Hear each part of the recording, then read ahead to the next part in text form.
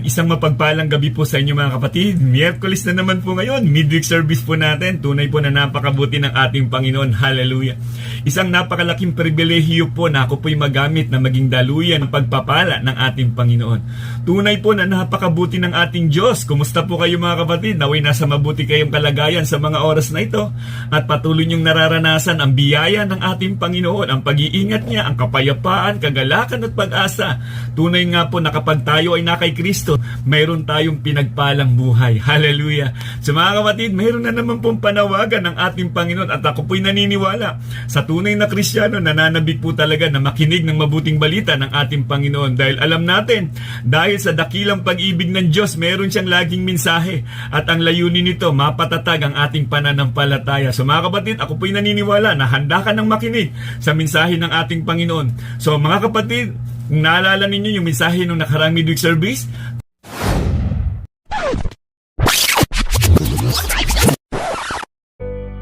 ang katapatan ng Diyos sa kanyang mga pangako. Sa panahon po kasi na ating kinalalagyan ngayon, kung makikinig tayo ng mga iba't ibang mga balita, magagawa pa kaya nating magtapat sa ating Diyos? Matututunan pa ba nating magtapat sa ating Diyos samantalang marami pong naghihirap, marami pong maranas ng gutom sa panahon na ating kinalalagyan? Nariyan pa yung mga banta ng giyera sa iba't ibang mga bansa, talaga nga namang nakakatakot. Kapatid, nakikita ng Diyos kung alam mo kung sino ang Diyos sa buhay mo, kung ano ang magagawa ng Diyos sa buhay mo, kapatid, matututunan mong magtapat sa ating Panginoon. Kapag ang Diyos ang nangako mula noon hanggang ngayon, ang pangako ng Diyos pwede nating mapanghawakan. Mula pa man noon, ang pangako ng Diyos ay hindi kayang baliin ng sino man. Ang tao ang bumabali, lumiliko sa layunin ng ating Panginoon. Pero ang Diyos, kung ano yung panuntunan niya, doon ka lamang at tatapikin ka niya mo, ibabalik ka niya doon sa nais niya. Kung tayo ang gagawa na magtatapat tayo sa ating Panginoon, kung sa sarili nating kaparaanan, hindi natin makakaya ito kapatid. Alam na alam natin ito. Paano tayo makakapanatiling nagtatapat sa Diyos? Unang-una mga kapatid, pag-aralan ang kanyang mga salita. Hindi natin kayang magtapat kung hindi natin alam yung gabay ng tamang pagtatapat sa kalooban ng ating Panginoon. Kabaliktaran ng katapatan, di ba? Pabago-bago ng isip, pabago-bago ng desisyon. Teka lang, hindi na nagiging tapat yan. Pabago-bago ka ng isip. Susunod ka kay Kristo, ngayon ayaw mo na. Ngayon give up ka na, may konting pagsubok lang at nahihirapan ka na, lalayo ka na. Kapatid, ang pagtatapat sa Diyos hanggang sa dulo ng buhay mo yan. Kung alam nating inaaral natin ang salita ng Diyos, hindi tayo maliligaw. Kapag kasi ang bawat desisyon natin, ang bawat lakad natin, nakaangkla ito sa kalooban ng Panginoon, sigurado akong pagpapalain ng sino man. Huwag kang matakot. Bagamat maraming mga bumubulong dyan, kawawa ka naman pag sumunod ka, ikaw na lang ang gumagawa ng mabuti. Bakit hindi ka nalang gumaya sa iba? Mga kapatid, ang mga tunay na Kristiyano maninindigan sa katotohanan. Pangalawa po mga kapatid, pag-alaala sa pagkilos niya sa ating buhay. Kung titignan po natin ngayon, mga kapatid, realization na sa buhay natin, ilang taong ka na, kung babalikan mo lamang mula nung pagkabata mo, isipin natin, alalahanin natin kung gaano kadakila ang Diyos, hindi yung pag-aalala sa panghinaharap. Hindi po, dapat alalahanin natin yung Diyos na nagtagumpay noon, hanggang ngayon, siya yung Diyos na kasama natin. Hallelujah! Dahil alam naman natin, mangyayari yung mga bagay na yan, dahil nakasulat na yan sa salita ng Diyos. Kung inaral natin ang salita ng Panginoon, makikita nating mangyayari yan. Pero ang sabi ng Panginoong Diyos po, manatag lamang po tayo. Siya ang bahala sa atin. Di ba nagkakaroon ngayon ng girian ang Pilipinas at ang China? Kung titignan natin, talagang walang kalaban-laban ang Pilipino. Pero tayo naman, dapat alam natin kung sino tayo. Yung identity natin bilang Pilipino. Ano ba ang mga Pilipino? May kilalang, may tunay na Diyos at may tunay na sinasamba. Bakit hindi tayo lumuhod sa Panginoon at ipanalangin natin yung mga pangyayaring ito? Magpakumbaba tayo sa ating Diyos at ang Diyos ang bahala. Naalala ko lang tuloy yung laban ni David at ni Goliath. Talaga kung titignan naman natin, talaga namang walang kapanapanalo dito si David. Dahil napakaliit nga, itong si Goliath, talagang napaka-eksperto nito sa labanan. Bukod sa napakalaki niya, kaya nga in-underestimate niya si David. Ganun po sa panahon natin kinalalagyan. Alam natin yung Diyos ng Pilipinas ay Diyos na makapangyarihan sa lahat.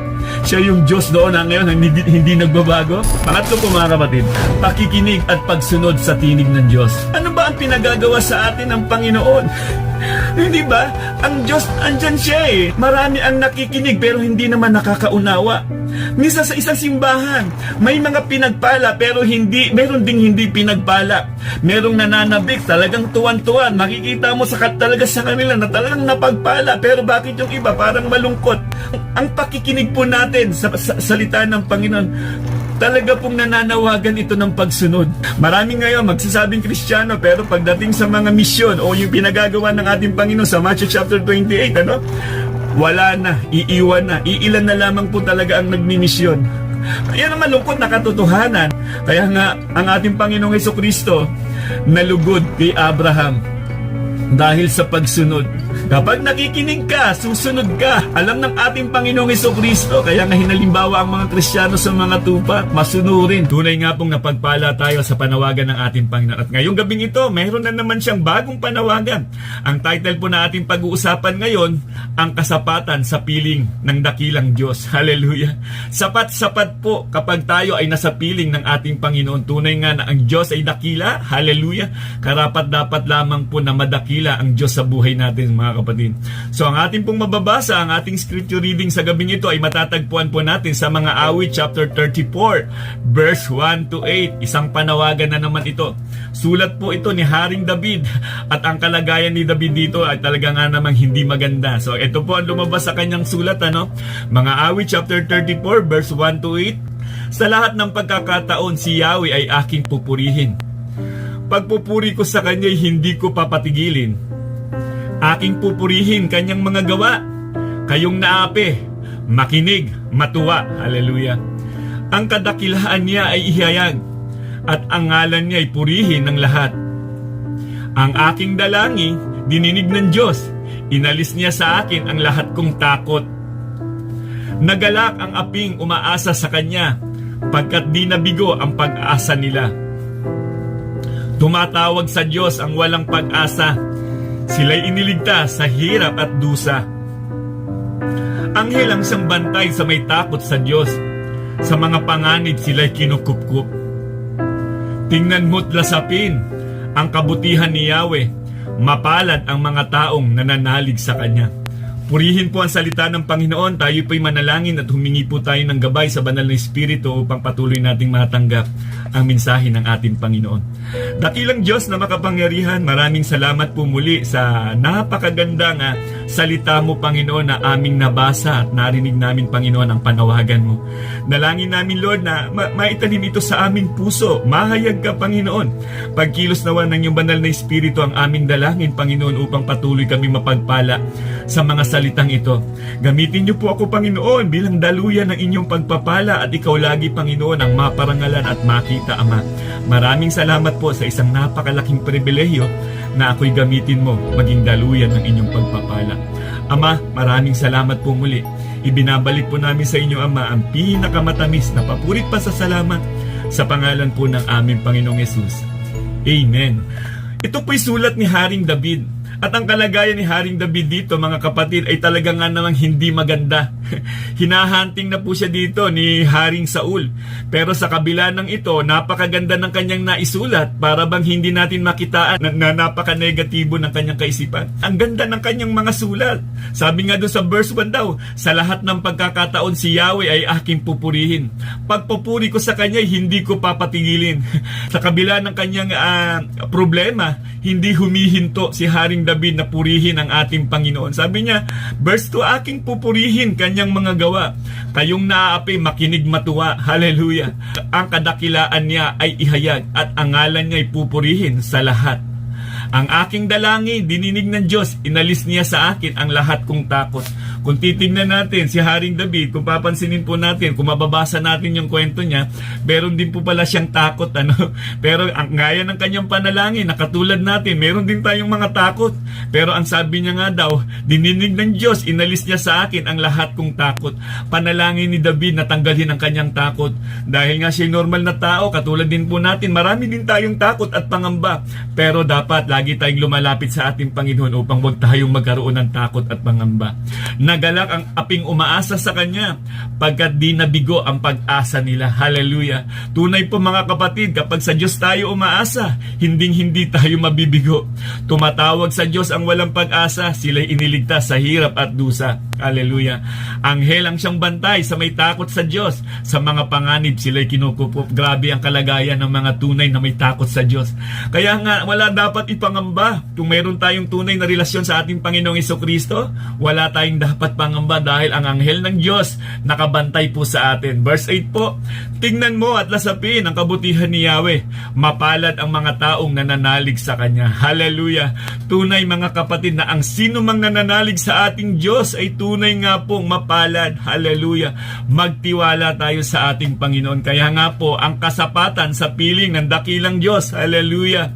Ang salitang kasapatan ay nangangahulugang sapat, husto, walang kulang o walang ibang kinakailangan pa. Ibig sabihin, wala nang pwede pang idagdag dahil sapat-sapat na. Kaya nga sabi ni Haring David, "The Lord is my shepherd, I shall not want." Ang Panginoong Jesucristo ang aking pastol, hindi na ako mangangailangan. Kapag si Kristo ang ating pastol, tunay nga po na sapat-sapat na si Kristo sa bawat pamilya na meron tayo.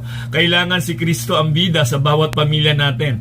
At pagdating naman sa usapang kadakilaan, Diyos lang dapat ang pinupuri at pinaparangalan sa mga natatanging nagawa niya sa ating buhay. Ang titulo ng kadakilaan para sa Diyos po yan mga kapatid. Tunay nga po na yan ang naranasan ni Haring David ayon sa kanyang sulat na walang ibang dapat dadakilain sa buhay ng isang tao, ang Diyos na makapangyarihan sa lahat. So mga kapatid, napakaganda ng panawagan ng ating Panginoon. Nung nakaraang Sunday, tungkol kay David po ang ating mensahe. Diba? Paano nga ba nagtagumpay si Haring David laban kay Goliath? Ang kabuuan ng mensaheng yon, ang Diyos ang nagpalakas kay David upang talunin si Goliath. So mga kapatid, sa panahon po natin kinalalagyan, anumang mga pagsubok ating pinagdadaanan, tandaan mo, higit si Kristo sa buhay natin. Kapag may Kristo ka, pumanatag ka at ang Diyos ang makikipaglaban para sa atin. So mga kapatid, ang ating memory verse po ay matatagpuan po natin sa sulat ni Apostol Pablo, Philippians chapter 1 verse 20. Ang ganda po nito mga kapatid. Ang aking pinakananais at inaasahan ay ang hindi ako mapahiya sa anumang bagay, kundi sa lahat ng panahon ay buong tapang kong maparangalan si Kristo, sa buhay o sa kamatayan man. Hallelujah. Alam niyo po ba na yan dapat ang tinitibok ng puso ng isang tunay na Kristiyano? Natatakot tayong mapahiya si Kristo sa buhay natin. Habang nabubuhay tayo ngayon ay para kay Kristo na po. Maging daw ang kamatayan natin ay may pakinabang. Kung tunay na Kristiyano ka, nakakaranas ka man ng mga pagsubok o problema sa buhay, tandaan mo, kasama natin ang Diyos. May mga anghel nga daw na bumabantay sa atin, kumukup-kup sa atin.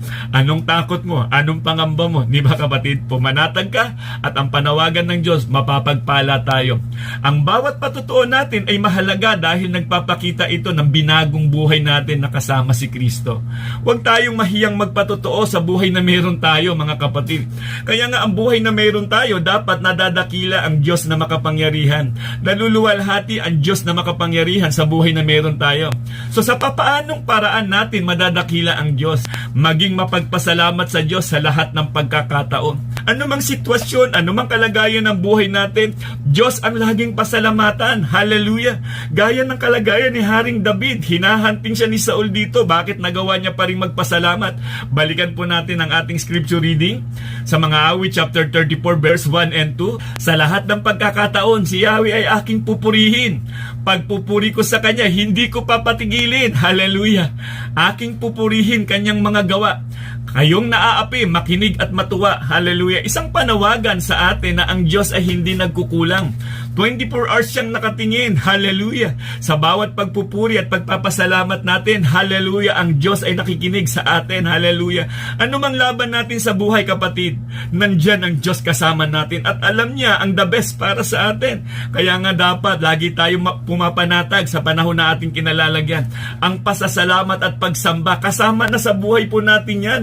Na ang sino mang nakipag-isa kay Kristo ay bago na. Ang identity mo ngayon, hindi na panlupa, panglangit na, at ang pamumuhay mo ngayon, unti-unti tayong binabago sa pangalan po ng ating Panginoong Jesucristo. Gaya ng sinabi sa sulat ni Apostol Pablo, 1 Thessalonica chapter 5 verse 17 to 18, ang sabi dito, palagi kayong manalangin, hallelujah, at magpasalamat kayo sa Diyos sa lahat ng pagkakataon, sapagkat ito ang kalooban ng Diyos para sa inyo sa inyong pakikipag-isa kay Kristo Jesus.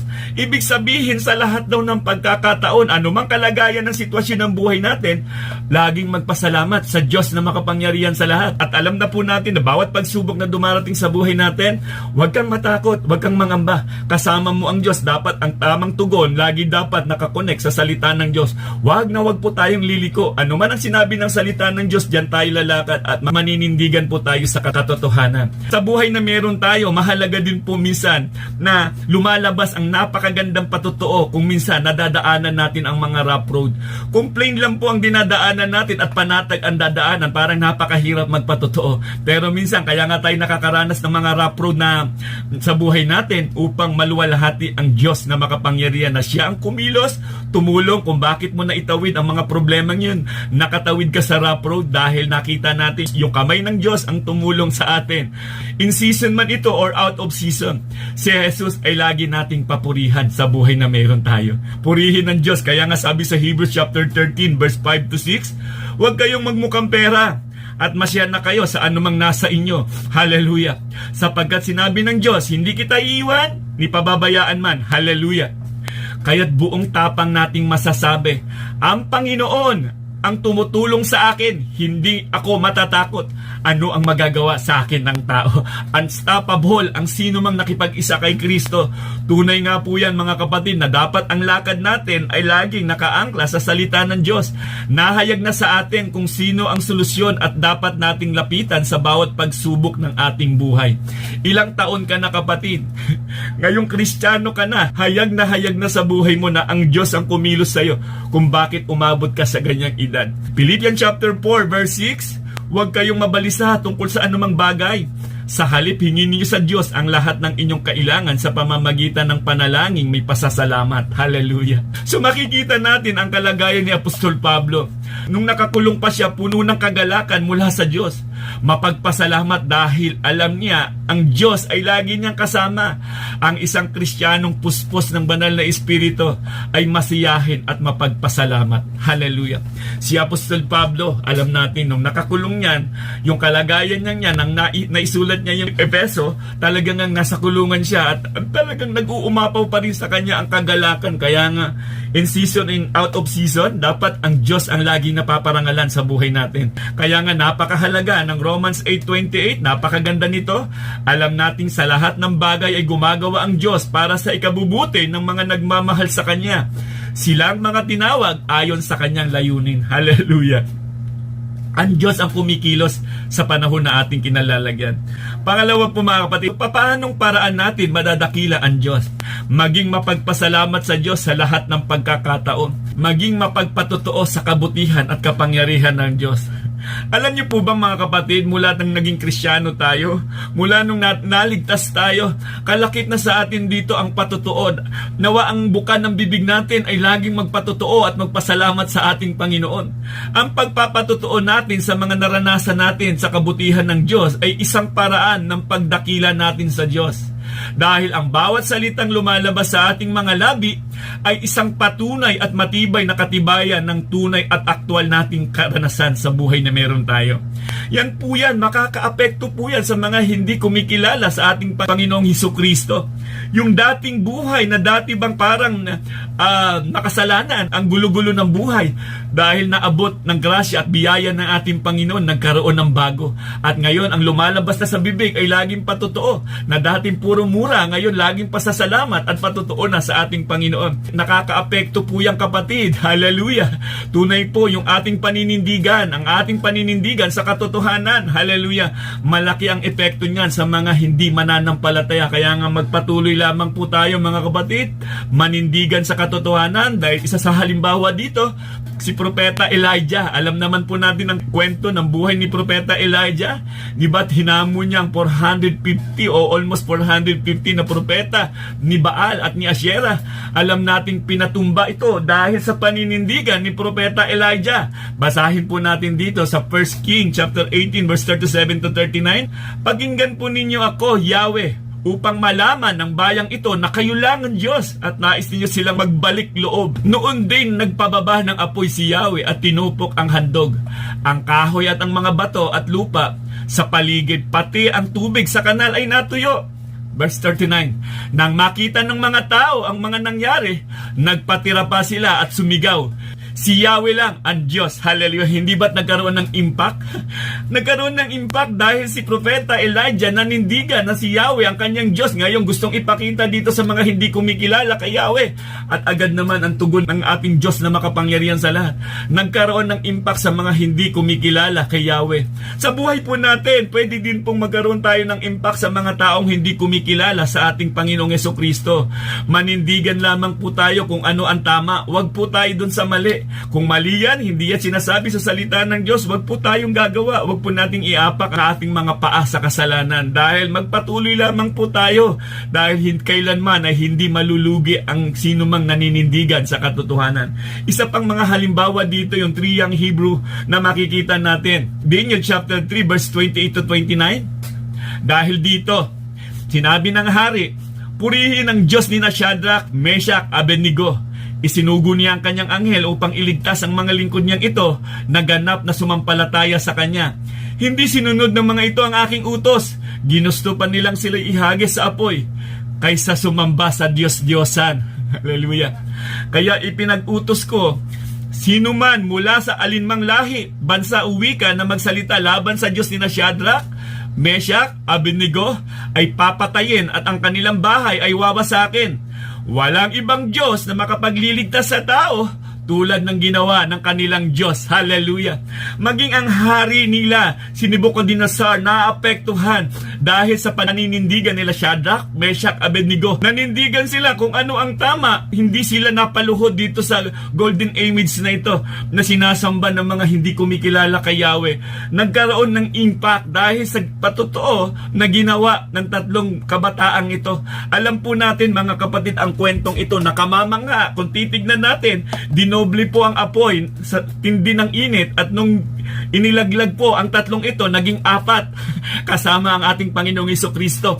Iningatan sila, hindi sila napaano. Kaya nung nakita ni Haring Nebuchadnezzar, wala man lang nakitang sunog.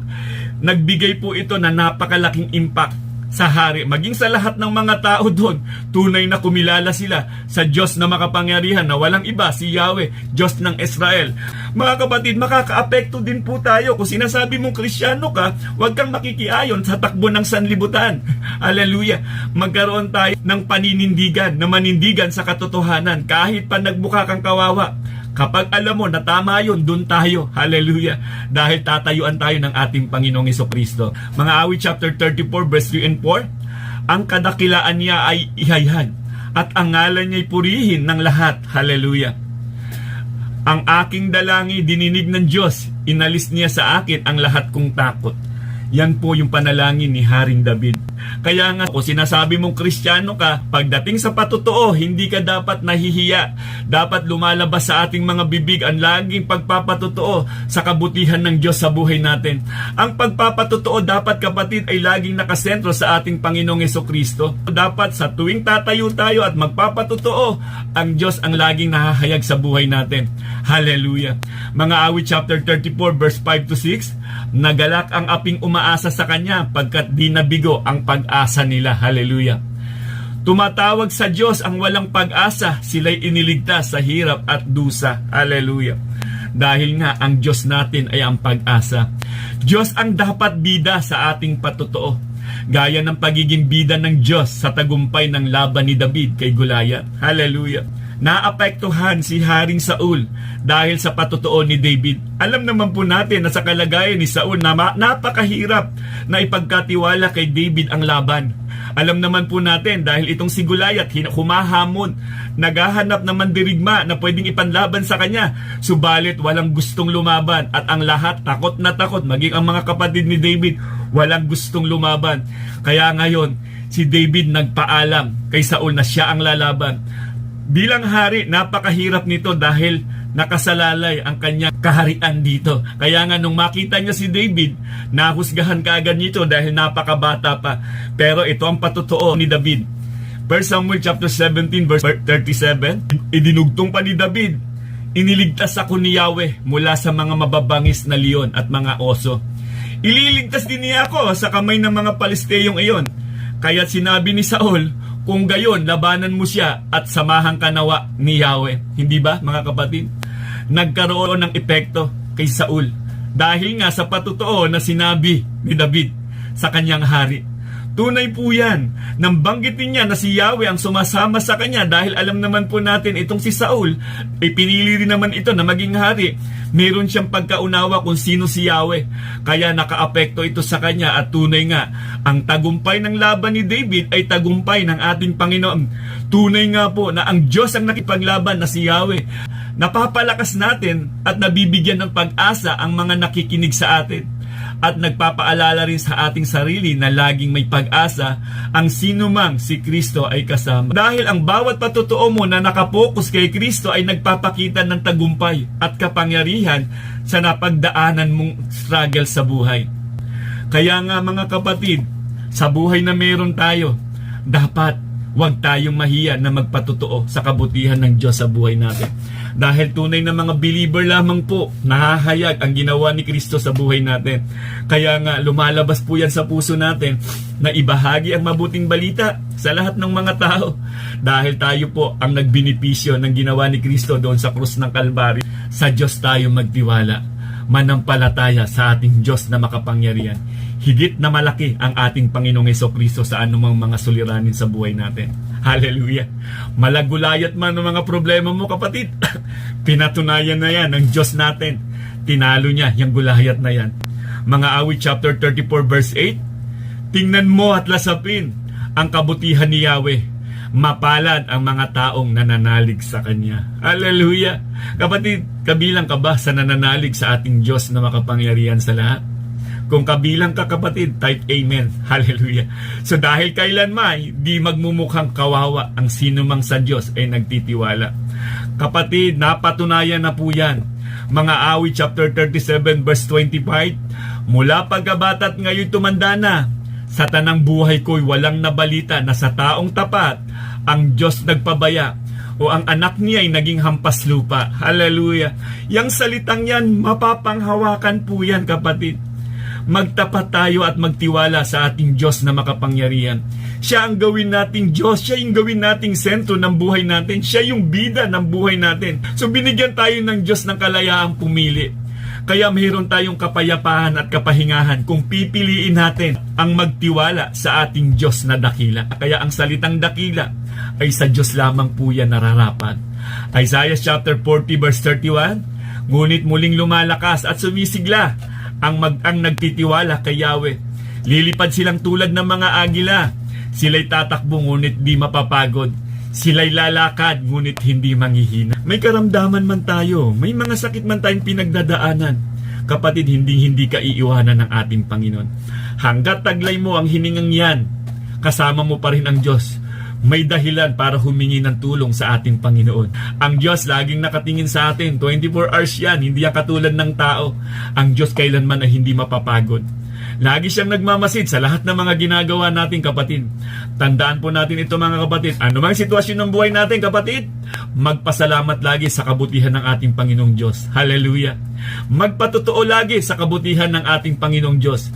Magtiwala sa kabutihan ng ating Panginoon. Tunay po, yan ang identity ng ating Panginoon. Kaya nga, karapat-dapat lang na madakila siya sa buhay na meron tayo. Mga kapatid, sa akin pong pagtatapos, napakaganda ng verse na ito. Philippians chapter 1 verse 20 to 21. Ang sabi ni Apostol Pablo, ang aking pinakananais at inaasahan ay ang hindi ako mapahiya sa anumang bagay, kundi sa lahat ng panahon ay buong tapang kong maparangalan si Kristo sa buhay o sa kamatayan man. Hallelujah. Verse 21, sapagkat para sa akin si Kristo ang aking buhay at kahit kamatayan ay pakinabang. Yan ang kalagayan natin, mga kapatid. Bilang mga tunay na Kristiyano na ang sino mang nakipag-isa kay Kristo, tunay nga po na wala tayong ibang ninanais kundi maparangalan ang ating Diyos na makapangyarihan sa lahat. At tunay po na ang sino mang Kristiyano, maging ang kamatayan po ay may pakinabang. Walang lugi sa isang tunay na Kristiyano, kapatid. Tunay nga po na sulit-sulit ang buhay na meron tayo. Mamatay man tayo, lahat naman ng tao mamamatay, pero ang tunay na mga Kristiyano, sa kabila ng buhay, kapiling po natin ang ating Panginoong Hesukristo. Kaya nga may pakinabang kaya nga may buhay pa rin sa ating kamatayan. Kapiling, may pakinabang sa piling po ng ating Panginoong Hesukristo. At lahat ng mga Kristiyano nananabik po sa ganyang kalagayan. So mga kapatid, naway napalakas po kayo sa mensaheng ito at napatatag na naman muli kayo sa panawagan po ng ating Panginoon. Mga kapatid, habang nabubuhay po tayong magtiwala tayo at maglingkod sa ating Diyos. Dapat sa buhay na meron tayo, kapatid, madakila ang Diyos na makapangyarihan sa lahat. May dahilan kung bakit ka nabubuhay sa mundong ito, kapatid. Mag-glorify ang Diyos na makapangyarihan sa buhay natin. Mga kapatid, naway napagpala na naman muli tayo sa isang panawagan ng ating Panginoon. Tunay po na napakabuti ng ating Diyos. Huwag mong titignan, ni minsan hindi tayo pinabayaan ng ating Panginoon. Ang Diyos ay laging nagmamalasakit sa panahon na ating pinagdadaanan. Nandyan siya, nakatingin siya lagi. Hallelujah! Kaya nga huwag tayong magatubiling lumapit lagi sa Kanya, sa mahabaging Diyos na makapangyarihan sa lahat. Kapatid, naiintindihan ng Diyos ang lahat ng ating pinagdadaanan. Bakit hindi tayo laging lumapit sa Kanya at magtiwala sa Kanya? Dahil napakalawak ng grasya ng Diyos at ang biyaya niya sa panahon nating kinalalagyan, yan ang pumupuno sa lahat ng ating mga kakulangan. So tandaan po natin lagi, magpasalamat lagi sa ating Panginoon, magpatotoo lagi sa ating Panginoon, at manampalataya, magtapat sa ating Diyos na makapangyarihan, magtiwala sa ating Diyos na makapangyarihan. Mga kapatid, God bless and God bless. Purihin ang Diyos na makapangyarihan sa lahat.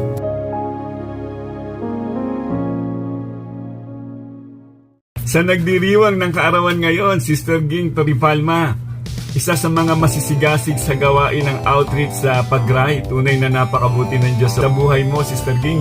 Maging kay Tatay Carling, napakabuti ng Diyos sa buhay ninyo. Binabati namin kayo mula sa CTJ Antipolo.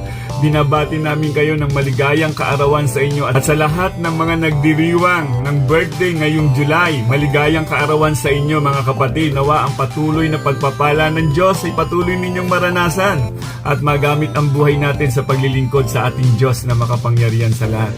Pagpalain po kayo ng ating Panginoon. God bless po sa inyong lahat.